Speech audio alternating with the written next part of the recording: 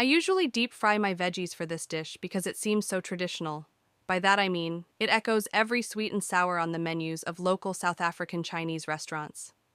However, I read in the New York Times that the veggies could be crisped effectively, without all the batter and oil, in an air fryer.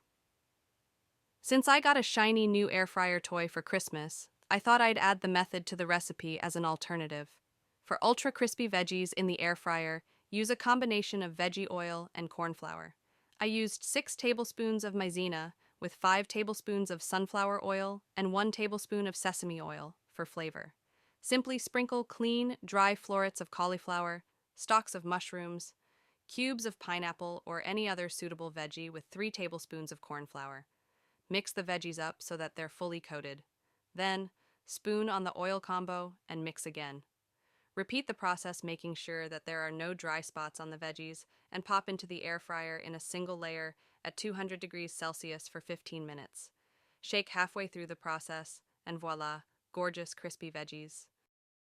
New York Times recommends using olive oil. I don't think olive oil goes very well with sweet and sour, so I've used regular sunflower oil and added a touch, just like a teaspoon of sesame oil to the mix, which I think is going to give it a really nice flavor. Now we're going to air fry it at 200 degrees.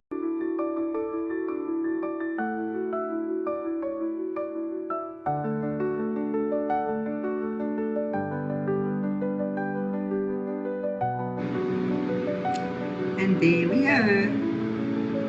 Air frying with the fancy light on my absolutely marvelous, wonderful air fryer.